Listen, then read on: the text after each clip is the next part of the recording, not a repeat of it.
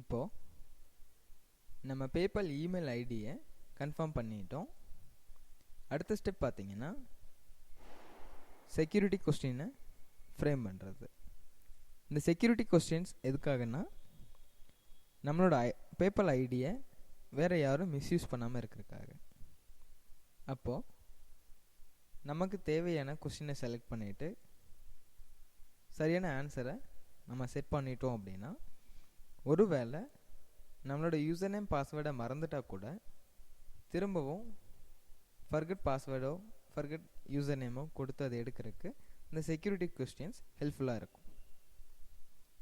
For example, first question பார்த்தீங்கன்னா, what is the middle name of your father அப்படின்னு நான் question select பண்ணிவிட்டு அதுக்கான ஆன்சர் கொடுத்துருக்கேன். செகண்ட் கொஸ்டின் பார்த்தீங்கன்னா, what's the name of your first school, அதுக்கும் நான் ஒரு ஆன்சர் கொடுத்துருக்கேன். இது போல் அக்கௌண்ட் க்ரியேட் பண்ணும்போது உங்களுக்கு எந்த கொஷின்ஸ் கம்ஃபர்டபுளாக இருக்குமோ, எந்த கொஷின் ஆன்சர் மறக்காதோ அந்த கொஷினை செலக்ட் பண்ணிவிட்டு அதுக்கான ஆன்சர் கொடுத்து இந்த சப்மிட் கொடுத்தீங்கன்னா உங்களோட செக்யூரிட்டி கொஸ்டின்ஸ் சேவ் ஆயிரும்.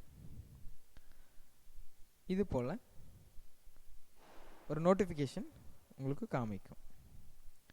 இப்போது இந்த நோட்டிஃபிகேஷனில் பார்த்தீங்கன்னா அந்த கன்ஃபார்ம் இமெயில் அட்ரஸ் இருந்தது இல்லை. ஏன்னா நமக்கு இமெயில் ஐடி வந்து கன்ஃபார்ம் பண்ணிட்டோம். அடுத்தது பார்த்தீங்கன்னா லிங்க் டெபிட் கார்டு, அது கிரெடிட் கார்டு கொடுத்துருக்கு, கன்ஃபார்ம் ஐடென்டிட்டி இருக்குது, பாலிசி அப்டேட்ஸ் இருக்குது. இப்போ இதில் நம்ம இன்னும் டெபிட் கார்டு ஆட் பண்ணலன்னு சொல்லியிருக்காங்க. நம்ம எப்படி ஆட் பண்ணுறதுங்கிறத வர வீடியோஸில் பார்க்கலாம். தேங்க்யூ.